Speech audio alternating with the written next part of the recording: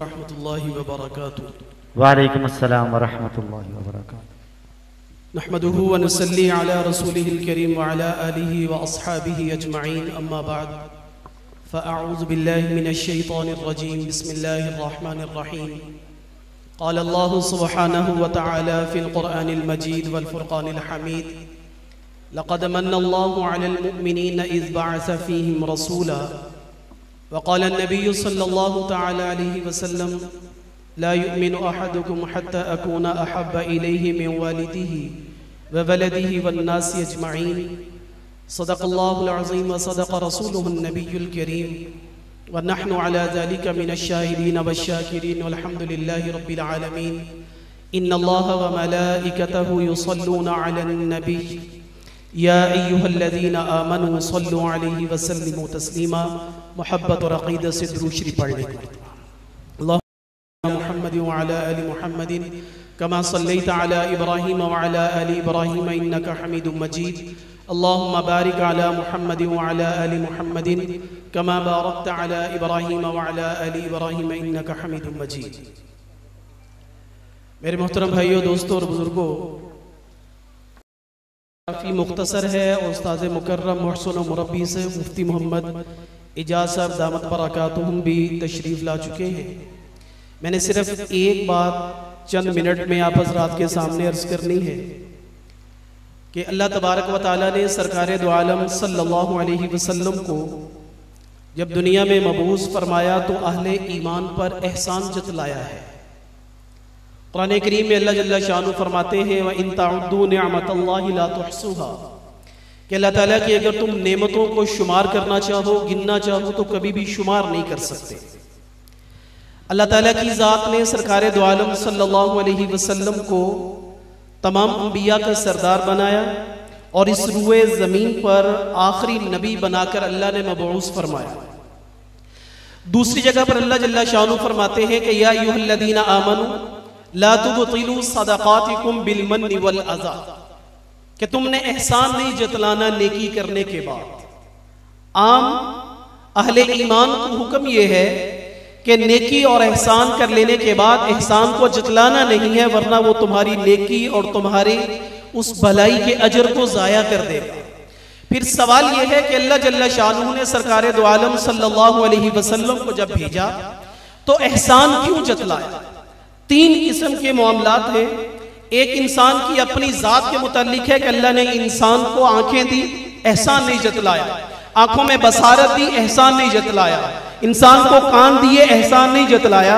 कानों में समाअत रखी, एहसान नहीं जतलाया। इंसान को दिल दिया, एहसान नहीं जतलाया। दिल के अंदर धड़कन रखी, एहसान नहीं जतलाया। नबातात शजर व हजर को बनाया तो एहसान नहीं जतलाया। जमीन और आसमान को बनाया तो एहसान नहीं जतलाया। जमीन को बिछाया, आसमान को उठाया तो एहसान नहीं जतलाया। आसमान से पानी को बरसाया तो एहसान नहीं जतलाया।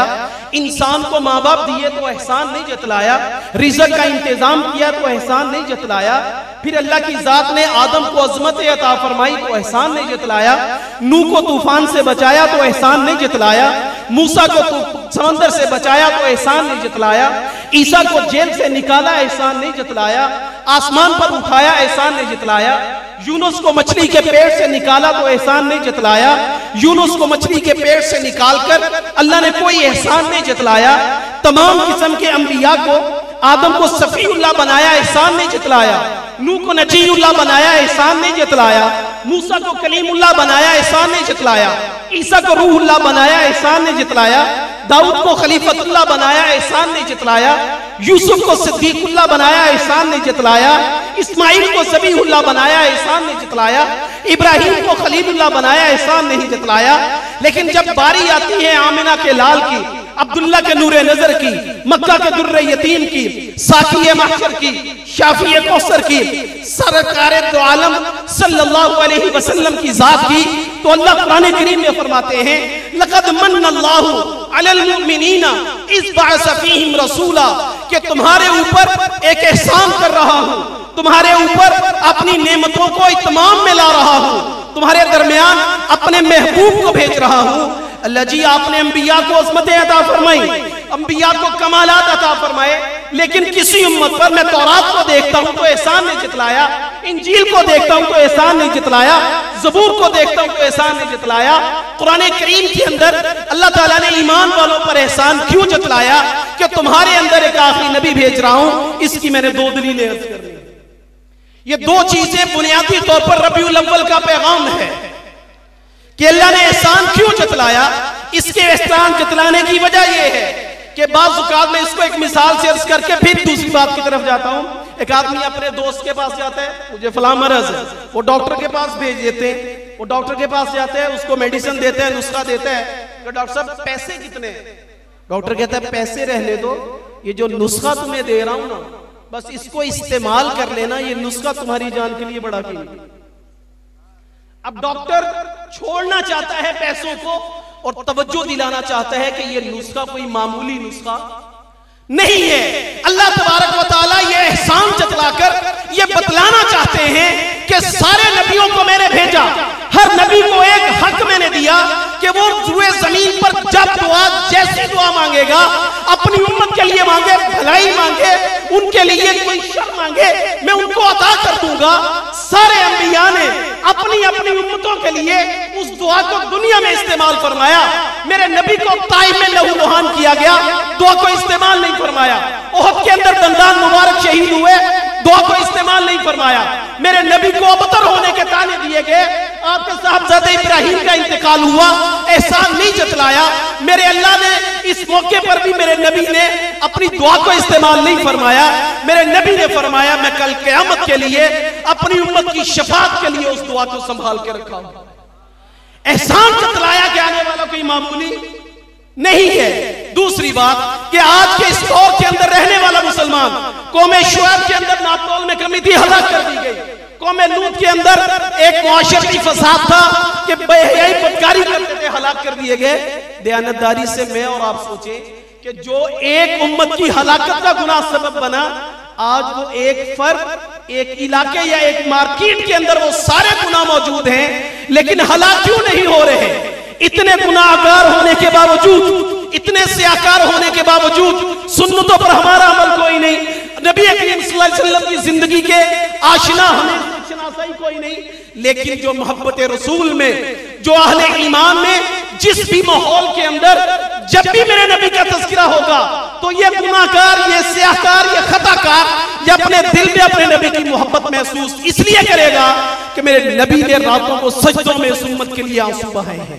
मेरे नबी के आंसुओं का सदका है कि इस उम्मत के दिल में जब भी, जिस वक्त भी मेरे नबी का तज़किरा होगा तो दिल एक मोमन का, एक उम्मती का, एक मानने वाले का अपने नबी की मोहब्बत में सरशार होगा।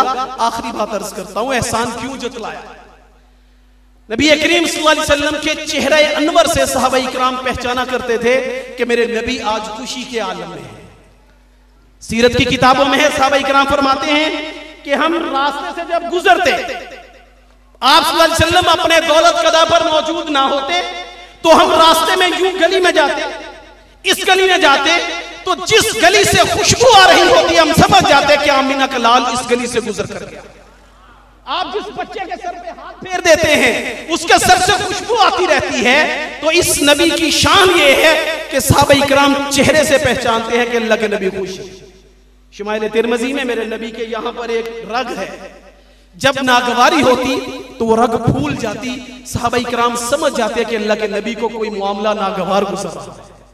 सय्यदा आयशा रज़ी अल्लाह तआला अन्हा, फख्र कीजिएगा अपनी उम्मती होने पर और फिर सोचिएगा कि अल्लाह ने एहसान क्यों जतलाया।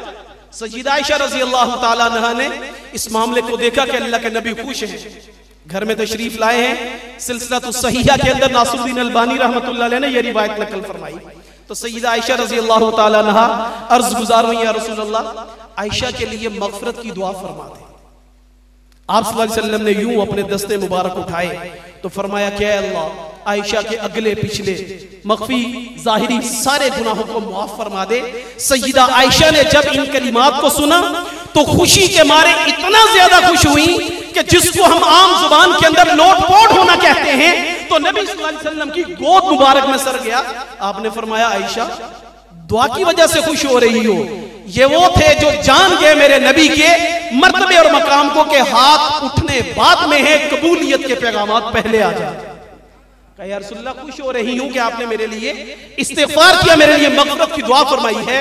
रसूलुल्लाह सल्लल्लाहु अलैहि वसल्लम ने फरमाया कि आयशा अगर ये मेरी दुआ तुम्हें इतना खुश कर रही है और मेरी दुआ की मग़फ़िरत से तुम इतना ज्यादा खुश हो गई हो, तो फिर सुनो, कसम है उस ज़ात की जिसके कब्जे में मेरी जान है, मैं अपनी हर नमाज में अपनी उम्मत के लिए इस्तिग़फ़ार करता हूं। इसलिए मेरे अल्लाह ने एहसान जतलाया कि तुम्हारे दरमियान तुम्हारा नबी भेज रहा हूं। इसकी सुन्नतें आम सुन्नतें नहीं है, बिदात के मुकाबले में, रसूमात के मुकाबले में, इलाकाई रसूमात के मुकाबले में सुन्नत को अल्लाह ने यह एजाज अता फरमाया कि पूरी दुनिया के अंदर सुन्नत एक होगी। रस्म इलाके के एतबार से बदलेगी, मुल्क के एतबार से बदलेगी, कोने गोशों के एतबार से बदलेगी, लेकिन मेरे नबी की सुन्नत, मेरे नबी का मकाम जिस तरह एशिया में है, इसी तरह यूरोप में होगा, जिस तरह दुनिया के एक कोने में है दूसरे कोने में होगा। इसलिए अल्लाह ताला ने मेरे और आप पर अपने नबी का एहसान जतलाया। अल्लाह ताला मुझे आपको रसूलुल्लाह सल्लल्लाहु अलैहि वसल्लम की मुबारक जिंदगी पर अमल की तौफीक अता फरमाए। व आखिरु दावाना अनिल हम्दुलिल्लाहि रब्बिल आलमीन।